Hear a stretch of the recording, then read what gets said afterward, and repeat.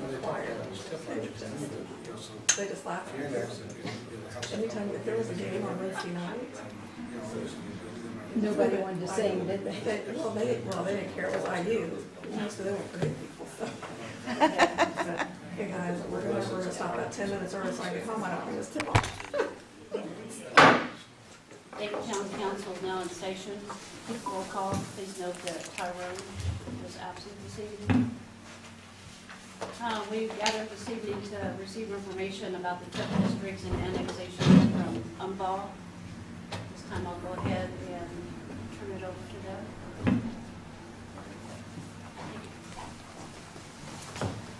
Thanks for having us back. Again, my name is Jason Simler. I'm a partner with formerly Umball. I think maybe since the last time we met, we've combined with Baker Tilly. But other than the name change, everything else is staying the same. So I think we've had a couple conversations. With me, Dean Rogers. I think you met him as well the first time that we met. Have our introduction, so I have him here as well with the annexation questions. But I thought I would first start off talk about the TIF area. I know last time we were here, you asked for some additional information. We had some people come up and talk about some potential investment, and we kind of wanted to see what that potential impact would be as far as you guys kind of going forward, trying to decide whether this is something you think would be worthwhile or not. So I did get some information from the truck dealership. I did talk to a gentleman, and we have that information here as well. The hotel development, we have reached out to him a couple of times. We had an initial conversation, but haven't heard anything since then. So the information that I have here is just dealing with the truck dealership. But I think it will give you an idea of really kind of how TIF works as far as, you know, capturing the increase in assessed value, or if you don't capture it, what the impact would be to the town and the residents. But I kind of go through these schedules. A lot of these schedules are the ones that I went through originally, but I thought it'd be good to just kind of hit on again, just as a refresher, and for those who may be in the audience who weren't here the first time we presented. But page 2, just what is TIF again? Again, it's a tool that's commonly used throughout the state. We're seeing it done more and more, which captures the increase in assessed value. So that's important to remember. It's just the increase in assessed value. That increase in assessed value can be either from real property to personal property. When we talk about real property, we're talking about increases in land value, buildings, improvements. When we say personal property, we're talking about equipment. It's usually just manufacturing equipment. If you're, we're talking about a hotel or a truck dealership, that equipment is typically not capturable, which means you can't capture it for TIF, but all that new investment that is still going to be brought into the town and the county, that's all new assessed value that could be added to your tax base. So you may not be able to capture it, but it's still a benefit to the community. As we mentioned before, and it's kind of come up depending upon what area and what boundaries that we want to create, we can't capture residential property. We try to avoid including houses, because houses can't help you, but they can hurt you. So if house values go up, you can't capture that increase, but if houses are in your allocation area and they go down, again, we won't capture any increases. That house is in your base. So if it goes down, any growth that you have has to first fill in that hole. So again, we tried to avoid including houses. Apartments, condominiums of certain height level, you can capture apartments. So if that's something that you might be looking at, we can capture apartments, but the traditional residential facilities, homesteads, we can't capture. Page 3, how TIF is collected. And we've talked about this again, and you guys already kind of have an idea about as far as what your allocation area is. Again, the increase in assessed value, you only capture certain boundaries that you create. It's not that you're going to create or capture all the new assessed value in the entire town. It's just whatever designated area that you specify. And then you only capture an increased assessed value from a certain base date. We talk about the incremental assessed value. Let's say you decide to go forward and create a TIF area this year. So whatever the assessed value is as of January 1, 2019 for taxes payable in 2020, that's your base. You don't capture that. So anything after pay 20 is what you capture. Next page, once we have a new development and you have new growth and new assessed value, basically take that new assessed value, kind of tax rate of the town, and those taxes are what we call TIF. and that's what the redevelopment commission we now capture, and then be able to use that to either pay back bonds or pay back projects that are in serving or benefiting that allocation area, which is what you're trying to do and what the purpose of TIF is. As I mentioned, it's kind of taking the property taxes that taxpayers in that area are generating and then using that to pay for the infrastructure that they need. So that way you're not using, other resources that may be coming from other parts of the town to help benefit those particular taxpayers. From a taxpayer's perspective, they don't really know if they're in the TIF area or not. They're going to pay the same amount of taxes whether they're in the TIF area or not. So they're not really going to know anything different. From the RDC standpoint, the Redevelopment Commission, they don't have any other powers. It's not like they can, tell that taxpayer what to do or what not to do. They're just capturing the new taxes that they're generating and then being able to use it for projects in that area. That's really the only role that they do have. Page 5, just as kind of a simple description again.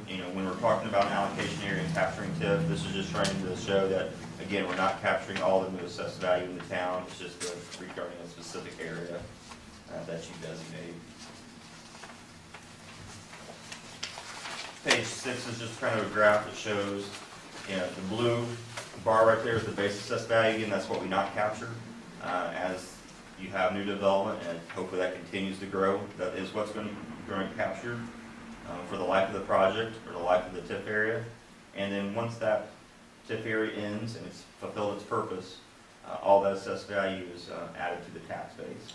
And that's kind of the green that you see there. So again, and I'll show this here in a little bit, you're capturing that new assessed value. You're really just kind of delaying when that assessed value be added to the tax base. In the overlap taxing district, you'll see that. I know I mentioned here in this county, which is kind of what we use as a poster child of how TIF should be used throughout the state. SIA, the city created a TIF area decades ago. They did bonds, it served its purpose, and then they ended the TIF area, and all that assessed value flowed through to the city and the county, and which greatly reduced tax rates. And again, that's how TIF should work. You capture the TIF, take the tax increment, it fulfills its purpose, you end the area, and you let it flow through the tax rates. Now in that area, they've created a tax area since then because they've had additional projects, and it's doing a lot of good work in the city. But that's how TIF should work. And that's kind of what we're showing here. Again, none of those schedules are new. Those are kind of ones that I went through before. The next couple of schedules, we've actually taken some investment information that we received and just kind of wanted to show you, put kind of what we're just trying to explain and put it to real numbers. So I apologize for the small print, but I wanted to kind of show you how this works. On the top of page 7, this is looking at all the overlapping tax units that make up the town of Dayton. So you have the county there, you have Sheffield Township, you have the city, the town, you have the school corporation, the library, and you can kind of see the tax rate. And then you see their net assessed value, and you see their budget or their levy. So kind of looking at the town of Dayton, if you go across, you have a tax rate of 40.4448 or 4458, so 44 cents. Your tax base for 2019 is $52 million. Your levy or your budget scheduled for property taxes is $234,000. So what this is saying is that your budget, which is determined by the state, that tells you how much you can levy, you can't go above that. To generate that budget of $234,000 based upon your tax base, the assessed value in your town, you need to charge the residents in the town 44 cents. So if you add up all the different units and all the different tax rates, the total tax rate for the town of Dayton is $1.83. So that's what it is for 2019. So what I've shown here at the bottom of the page is if you were to decide to go forward and create an allocation area, and that area includes this proposed truck dealership, based upon some preliminary estimates, we're estimating that would have new assessed value of $1.3 million. So again, if you create a TIF area, you capture that $1.3 million, none of that assessed value flows through to the tax base. So you can see nothing changes. Your tax rate for the town of Dayton is still $1.83, tax base doesn't change, No one loses any revenue, no one gains any revenue from the municipality standpoint. But now the redevelopment commission captures that $1.3 million, take that times the tax rate, now it will start generating about $24,000 of taxes each year. So that's money that the redevelopment commission now has at its use to be able to help fund projects in that area.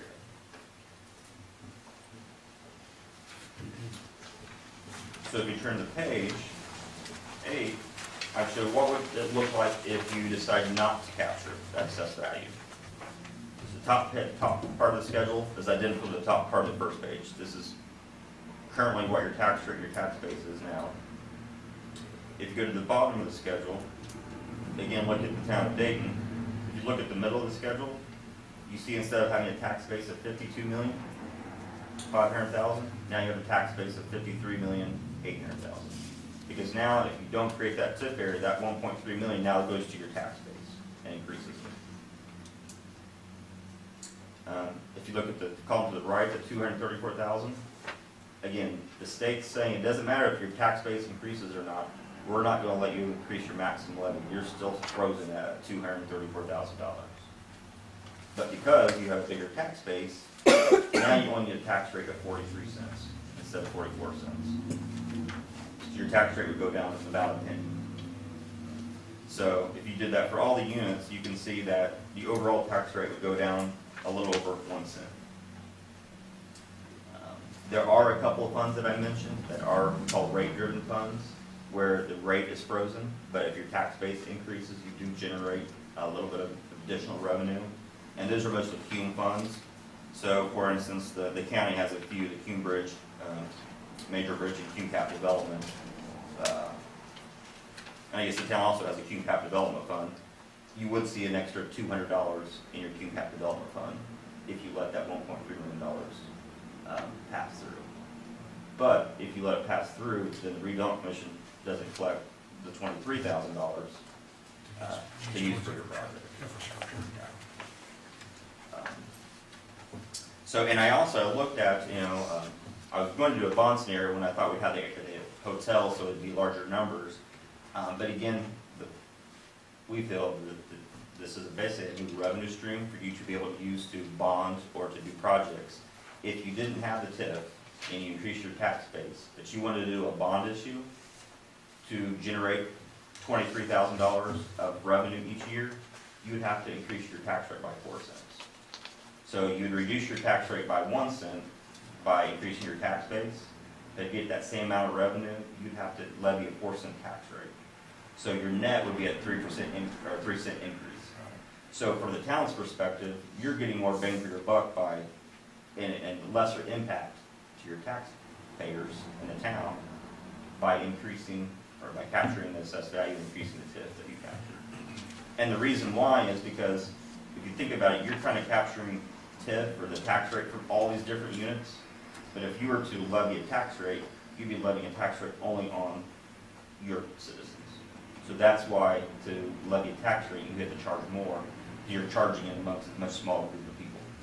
That makes sense. But I did show on page 9 that, again, by capturing the assessed value, you are delaying that new assessed value to the tax base, and you are delaying that reduction in that tax rate of 1 cent. So I showed what, if you did show a reduction of 1 cent on a taxpayer, a homeowner, and I just used a $100,000 house. It kind of shows here, no new development, $100,000 house is paying about $523 on an annual tax bill. If you create a TIF area and capture that assessed value, as I said earlier, nothing changes. Their tax bill will still stay at $523. If you decide to go forward and not create a TIF area, and the truck dealership still happens, the tax rate for their annual tax bill would go down $3 for the whole year. So keeping everything else constant, once the TIF area ends, you pass the assessed value, assuming there's no other growth, and their tax bill would go down $3 20, 25 years from now. But I kind of go back to that schedule, here, you're at right here.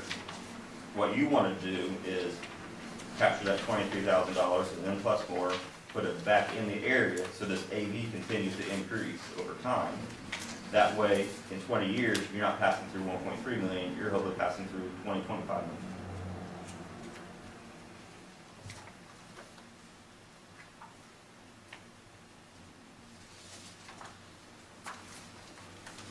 So I'd be happy to answer any questions.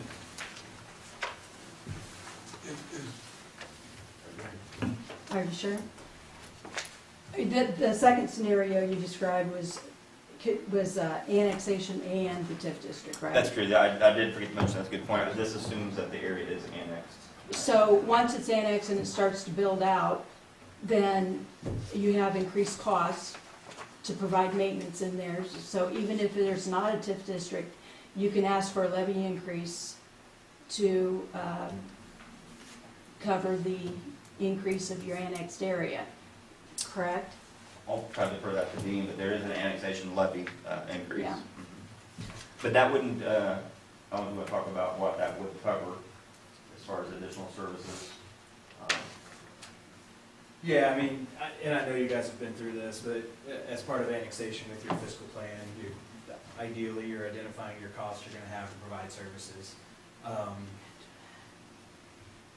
There's an automatic adjustment to your property tax levy. That's a part of the annexation process. So that automatic adjustment is equal to your percentage increase in net assessed value of the annexation area. So limited to 15%. So if you annex an area and you gain, if your net assessed value goes up by 5%, there's a formula that the DLGF applies where you would get a 5% adjustment to your controlled property tax levies. So otherwise, if you've identified costs in your fiscal plan that are above and beyond that automatic adjustment that you'll receive, there is a method of filing an annexation levy appeal with the DLGF.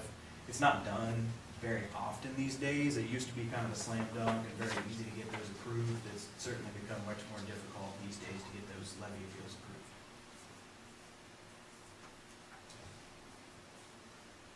When you're annexing in agricultural area, as far as, percentage and stuff, I mean, I would think it would be very, very low. Right, yeah, when you're annexing undeveloped land, you're not bringing in a lot of additional net assessed value. Particularly land that's zoned, land that's assessed 100% as agricultural. As long as it stays assessed as 100% agricultural, it's exempt from the municipal tax rate, Right. period. And I know that wouldn't be the plan for this property if it's gonna be developed. Eventually, the way it's assessed would change. Right. But yeah, there's certainly some timing elements, and it's great to be able to annex some land from a levy increase perspective. It's great to be able to annex some net assessed value, but I know it's kind of a chicken or the egg scenario. Sometimes you have to annex that undeveloped land in order to help spur some growth.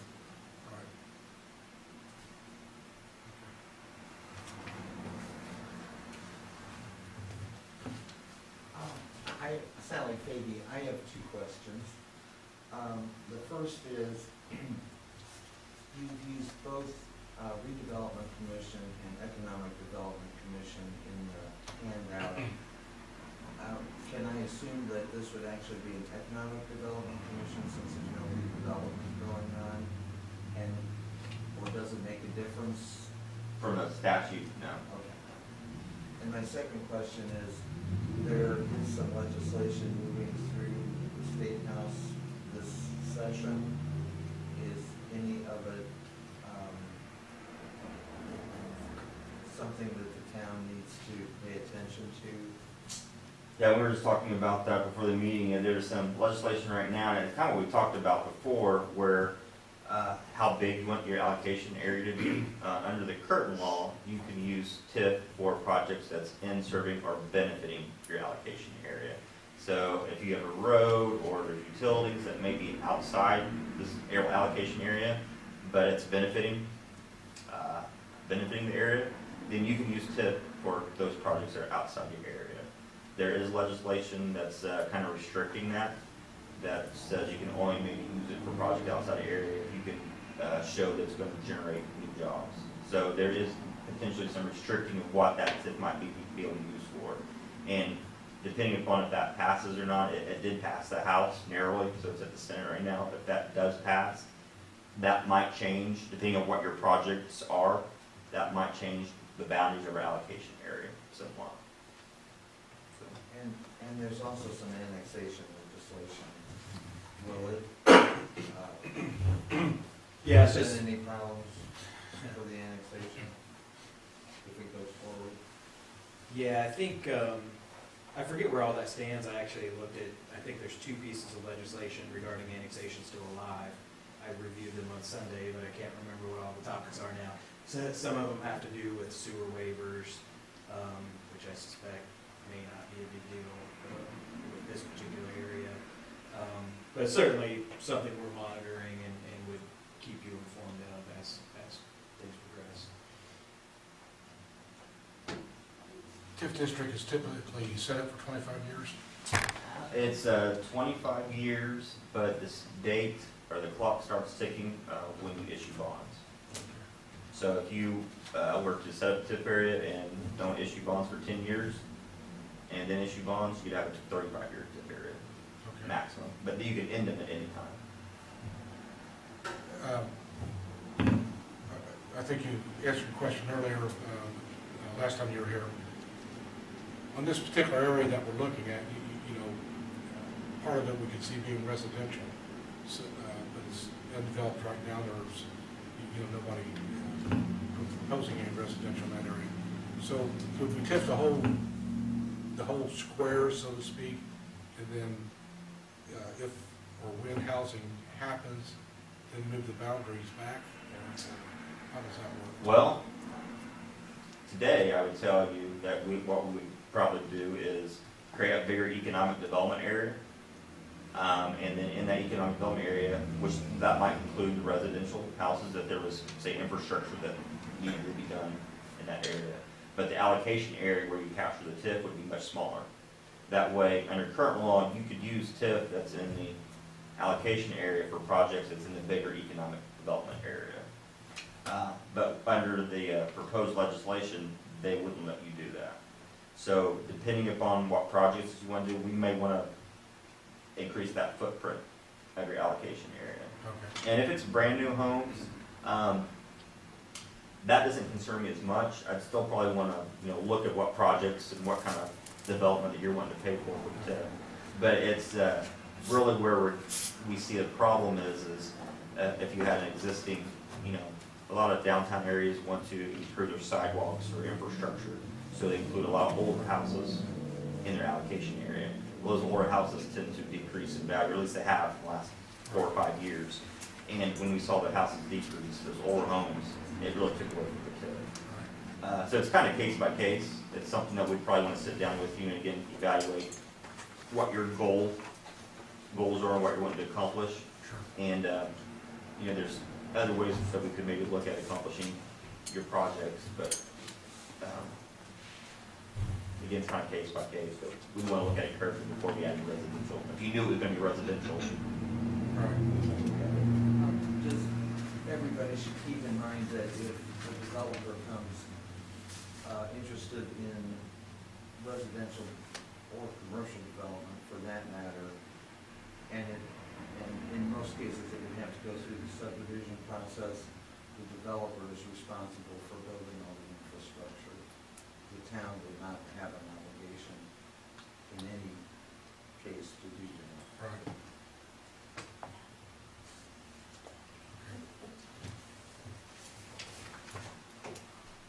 I got a question. So does the town, if we create a TIF district, do we have the say of what goes or does not go? Like, say, we can choose whether we want factories or warehouses there, or if we want retail there, can we control what does or doesn't go into that area? only if you decide to purchase the property as well. Which I do have some clients that have industrial parks where they do capture TIF and they do purchase the property for a couple reasons. One, because you're oftentimes competing with other parts of the states and other states for development. so they may wanna, try to offer that land at a discount to try to incentivize. But also they do it because they want to have a say in who locates there. But if, as a redevelopment commission, you don't get to pick and choose who locates there unless you own the property. We could do it through zoning though. When they rezone, we don't have, we have some control. Yeah, zoning definitely has, more, control and say, as far as the redevelopment commission, It's why we will be concomitantly doing this land use plan update so that the land can be zoned or rezoned to be in compliance. That's probably too strong a term, but so that it matches the comprehensive plan. And you can pre-zone all that once the plan is done. You can be, or we can be, the plan commission, the petitioner of that overall reason for the land use plan update area. Typically, you would be the petitioner, you would go through the normal process to the plan commission and then to the town. I know sometimes, not all anymore, it used to be, if you had a taxpayer that was located in an allocation area, they were required to approve whether that, if they asked for a tax abatement, the redevelopment commission was required to give their recommendation to the town council, let's say, of whether they agree or if they approve the abatement or not. Now it's just a recommendation, and not even all redevelopment commissions even do a recommendation. But that would be another way that, redevelopment commission didn't want a particular company located there, they came and asked for an abatement, they could, go to the planning and the town and say, no, we do not recommend that you give them abatement, and that might be enough to sway the town council to deny the abatement and sway that the company did not locate there. But again, that's just a recommendation. This area we're talking about though it's a pretty desirable area. I don't think our town has to worry about anybody filling those fields and those acreage. We gotta worry about more what kind of business goes in there. What does the town want? Do they want all warehousing, or do they want hotels and restaurants or car washes, whatever? So, and we have to do that through zoning and stuff. But that land up there is gonna be sought after highly, it's gonna be sold in a minute, so. Yeah, I'm just trying to think of ways that you could try to control to some extent what gets developed there, but really, the redevelopment commission is just a way to capture that TIF and then be able to fund projects. Isn't it all ag now? Pretty much all ag, zoned ag? Except for If you where leave- the dealership is and If stuff. you were, if we did our comprehensive plan on what we want, leave it all ag, then they have to come to us to rezone what they want. So That's right. that's the control. Right, the part that's in the annexation area has ag zoning, but the part already in the town, much of that, you rezoned based on rezoning petitions to Right. which is the heaviest industrial zone. We gotta be real You may careful want with to the rest of revisit it. after we work with you for a land use plan update. When are you doing that? Well, this is Kathy Lynn, senior planner, and she will be the lead planner for that project. We can begin now pretty much any time. If there's a reason to time it with any of these other processes, annexation or TIF district creation, we can, adjust our timing to match whatever makes the most sense for the other processes. It's better for you in the planning if Dayton has that land rather than the county, because part of it's in Dayton now, part of it's in the county, we have an annexed it. It makes a lot more sense to me for the town to be able to, the town should be controlling the land use plan and the zoning if it's gonna be annexed. It doesn't make any sense to me, to do a land use plan where both the county and the town have to approve the land use plan. If you do the annexation is underway, then, and it takes effect, say, January 1 of 2020, because this is a year before the census. then I think probably we would want the land use plan to go to hearing after the annexation is complete on January 1st of 2020. So, but you know, it's, with public involvement, it's not an overnight process anyway. It'll take several months, you know, to include all the people that should be included in making these decisions. But it'd be nice if we all had, the town and us, had our heads together on what we would sort of like up there before we even, well, as we annex and before we put the road in to make it available for everybody. You know, we can almost control everything that goes up there. And we would typically, you know, after all the inventory work and the data collection and getting a sense of the community's goals for that area, we might very well give you 2 or 3 different land use scenarios that people could comment on, and the likely final land use plan would be a combination of those things. A follow-up question on Sally's question regarding redevelopment commission versus economic commission. I'm just looking at, for redevelopment commission, the area would need to be considered an area that needs redevelopment, which would include lack of development. So I guess, is that what you feel this fits in, or?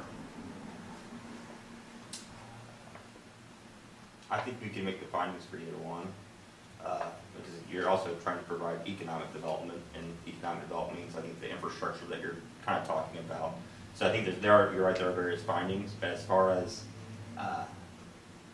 what projects you can fund under either one, the mechanisms, what you have available, so as far as the process, it's the same. It's the same. So,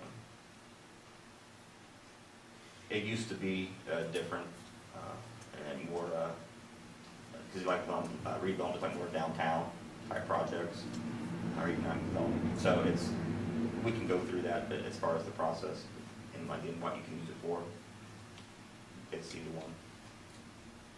I just don't have so I have the factors right here in front of me for area needing redevelopment. Do you know if I like go back and look at the law, if there's gonna be different factors for? I'd have to look back at that. Yeah. After.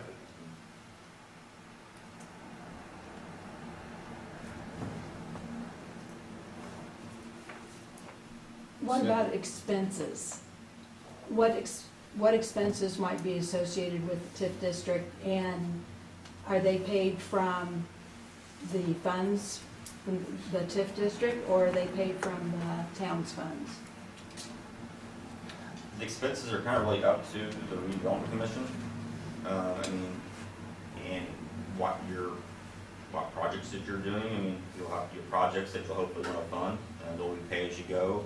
As far as like annual expenses, there's some reporting that's required, just like town has now on Gateway. That's something that the redevelopment commission can do. Clerk treasurer often does. Sometimes they ask for assistance from us or an outside service. They do ask for assistance, just like the town now, if it asks for some assistance from legal or financial advisor, there'd be a cost associated with that. But it's stuff that you could do on your own. Other than that, I mean, if you were to issue bonds, if you're at that point, there are sometimes some bank annual trustee fees, but all that is typically paid for. And I know that when we're financial advisors, we make sure that the TIF covers the bond payment plus your annual trustee fees, so it doesn't have to come up from the town's coffers. So it's again, there could be some additional expenses, but only if the redevelopment commission wants to incur those. A lot of that annual stuff can be done in-house. And the redevelopment commission is appointed, it's not elected, yet they can still spend money that might not be from the TIF funds, right? No, the only money that they will be generated will be from the TIF funds.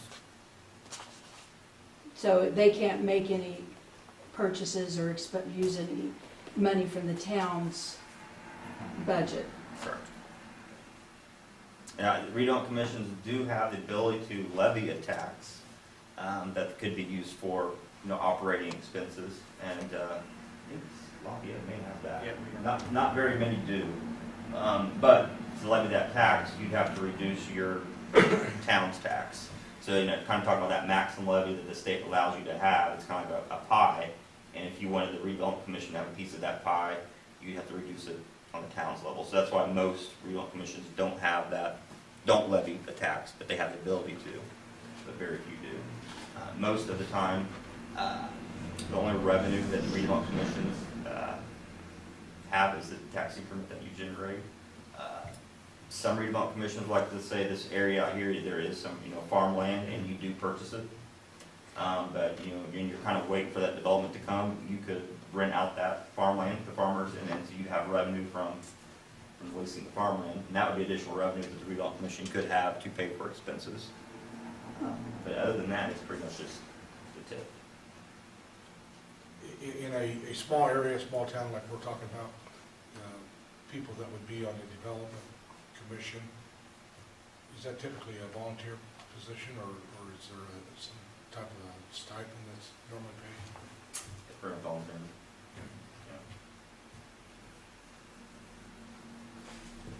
So, when we talked before, you had a fee of around $9,000 or something? I think our proposal that we submitted was $15,000, and that was to help create the TIF area and at least start the annexation. So is that in the first year or 6 months, or what is your fees after that?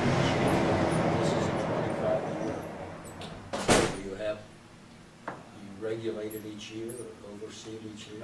Once the TIF area is created, you're really there's no additional work for us to do unless you ask us to help with some of the annual filings or, projects come up that you need additional assistance. But once the TIF area is created, and that's, 3 to 4 month process, you only see me when you call me. And hopefully you'll be calling me a lot because you'll have a lot of projects. But, Because the one cost is the Yeah. $15,000 right off, so, you gotta start yeah. gathering and collecting some monies. And what I've seen a lot of redevelopment commissions do in your spot, again, depending how quickly projects come, again, because you're right, it's going to take, even if you have a development, which it's good that you do have at least 1, maybe 2 developments that's going to generate TIF, but it's going to be a couple of years before you collect anything. You could pay for some of those fees out of the town's funds and then reimburse yourself 2 or 3 years once you start collecting revenue, if you want to. So you do have that ability, and a lot of the smaller towns and small areas, they tend to do that. Some of these articles I read here on Tiffany and everything, they actually are losing some towns some money. And I don't understand it. I ought to give these to you, let you read them. I did. I think you did send me one, and I did read some of that, and I can't remember which article, but I questioned some of the information. Some of it I do agree with, and depending upon the TIF area, you could have a TIF area that's underwater and not performing. But I think that's where you have to be careful on what you include in your area. It surprised me, I looked at some state data, and there's over 800 TIF districts in the state of Indiana, and over 600 of those are towns rather than counties, TIF areas. It just amazed me that there's that many TIF areas in Indiana. Mm-hmm. And I guess Lafayette has 5 of those. And 2 of them were joint with the county. Yeah. If you have, in the TIF area, and say you have $1 million bond, how long would that be amortized for normally? Not the full 25 years, probably. And how many? It really depends upon your revenue stream, because if we try to structure the bonds again, pay off as quickly as possible, but I'd say 15 to 20 years is not uncommon. So what would the yearly payments on $1 million bond? I know the interest rate and all that, but just roughly. Your Principals. principal would be 50,000 for 20 years. Yeah. Yeah, so, I mean, you're talking $75,000 to $100,000. Mhm. So you need a lot of development pretty quickly if you're going to put a road in. Depending on what your $1 million. project is, Yeah. depending on your project and, you know, what your development is.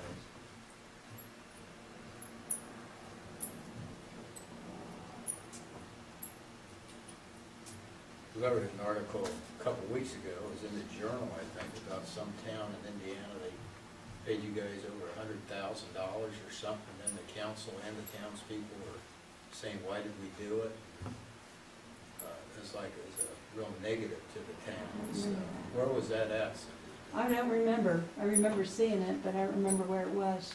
Newcastle, maybe? I think they realized where were they gonna get the monies to pay for all this or something, so. If it's Newcastle, I don't know. It might not have been. that's where I'm from, and I am working with Newcastle, and they did have a project that did go as planned, but that It never. just seemed pretty negative, the article was pretty darn negative. Yeah, I'm not familiar with that project or that community.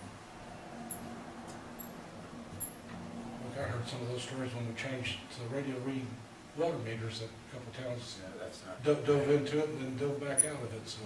It was Marion. Marion. Oh, yes, Mary, That's where the people, the residents and the town council had second thoughts. It wasn't just a few people, or just a couple on the council. well, Marion, that is not the example that you want to use, and that was an area that we were not involved with the original creation of those areas. We're involved now, trying to clean some things up, but yeah. And that's an example of where you do need to be careful, and you do need to monitor. I'm not saying you need to pay an outside service to help monitor what happens, but that's all I'll say there. But yeah, you do need to be careful in how you create things and how it's controlled going forward. Because we gotta come up with a lot of matching funds on all these projects and everything. And I think it's great to annex it and tip it, but just so we have the monies to go ahead and our share and put out. And this is a revenue stream where you can match that Yeah. without having to levy taxes to do it.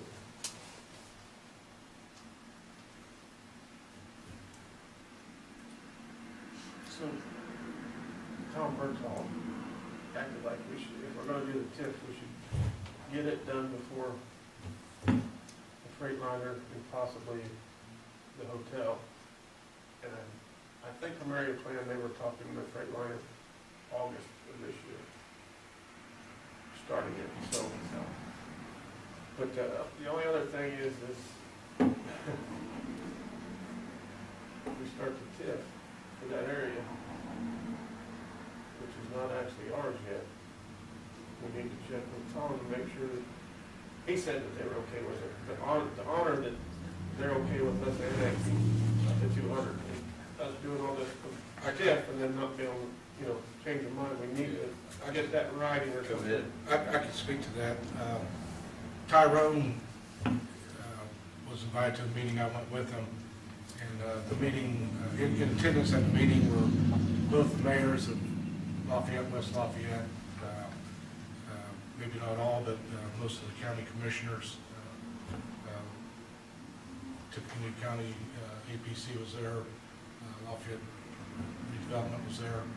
And it was about the town annexing out to our O2 Haggerty and Lafayette and the county have no problems with the town annexing that area. So that is, I think that's off the table now, so they are good with it.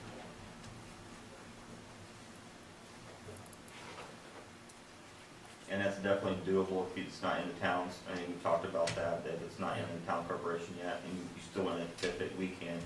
It's just an extra step where you have to go to the county and ask them to be included in your allocation area jurisdiction. And then, once it is annexed, it's already in your allocation area, it'll just be part of the town. So there may be a year or two where you'll have an allocation area where part of it's in the town of Dayton, part of it's, outside. Well, the annexation wouldn't take effect for basically another year because of the census. Right. So we could do the TIF immediately, and then annexation would, Right. we'd start on it or Already. get it already, but it just wouldn't actually take effect. As far as doing the TIF, that wouldn't really create too much in the way No, of problems. no, that happens all the time where you'll create a TIF before the property's annexed. There may be 1 year where part of your parcels are outside of the TIF area, Right. but you're still capturing it. There may not, probably not be anything to capture at that point. Right. But from a legal perspective, it would be the town of Dayton's allocation area, even though it may not be your corporate limits quite yet. Sure. Yeah, as far as annexing the property, the two largest landowners in the property annex area, they seem to be good with the annexation. There's a couple homeowners with more residential sized lots. I haven't really spoke to them, but it's best in annexation if people are in agreement to be annexed. So I suppose if a couple of the smaller parcels did not want to be annexed, that basically just draw the line around them to leave them in the county. And You could, so you just have to make sure you have adequate contiguity. I think we've talked about that. right, Super voluntary, if you've got 100% of people signing a petition to move forward with it, that certainly makes it a much easier, shorter process. right, Now, I know there's a couple of parcels out there right along the interstate that are state-owned. I'm not sure if you intend to annex those or not. It's hard to get them to sign off on anything. I've reached out to them. They have no interest in being involved one way or another generally. So they can kind of ruin a super voluntary from that standpoint if you want to include them. Which still, it would be voluntary, which is great, but it just makes it a much longer process. It requires more meetings. Of those particular parcels, there wouldn't be any reason or advantage to include those in the annexation, would there? Probably not. It's just some right-of-way out there. Is the pond one of them along the interstate there? Is it there? Retention pond? Yeah, I think Carr sold them 10 or 13 acres years ago. Up at Hagerty and the On the interstate. south side of Hagerty. Right. Yeah, that's a Right in state that parcel, corner. a little triangle up there. I would just go with that. Yeah. It's okay to go around some things, but like when we annexed this out here, we go down Dayton Road, and then we cut around half the church, and there's 10 acres, and there's a little island there, but we own the land around it. You don't really want to do that up here. If it's on the edge, I suppose, go around it. Don't you run into problems later when you have part of inside your town is not annexed? That's not something I encourage, leaving holes within your Yeah. corporate limits, but I'll say it happens all the time. Well, there would be no hole in this current proposal Not up here, yeah. because it's at the edge of what would be annexed. And the same would be true of any residential lots that you would exclude. They're at the edge. So it is less critical. I agree with me. It would be nice to have them included. I think that the advantages for them are that should their septic systems fail, now being in the town, they would have availability of sewer and water, and you can show them from this analysis that their property taxes are going to go up. So I think you've got some pretty good data to let them know that it's to their benefit, not their detriment.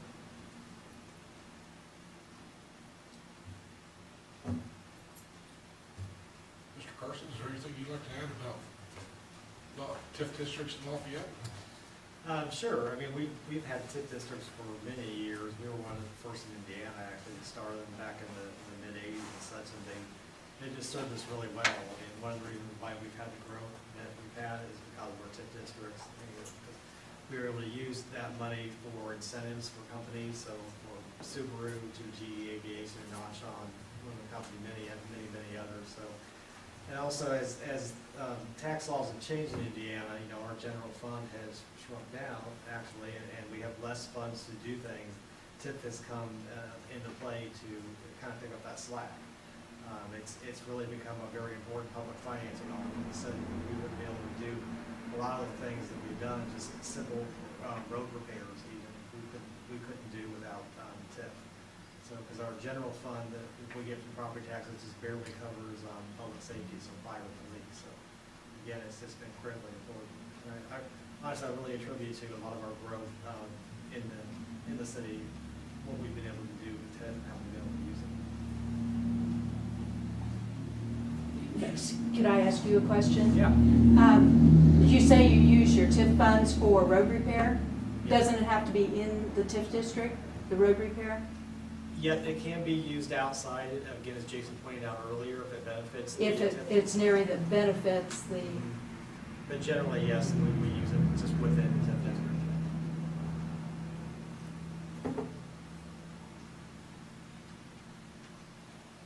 More questions? so with Lafayette's TIF districts, do you find a lot of extra accounting work or professional services that are needed, or anything that a small town might be challenged by? Oh, I don't think there's a lot of extra. I mean, there's a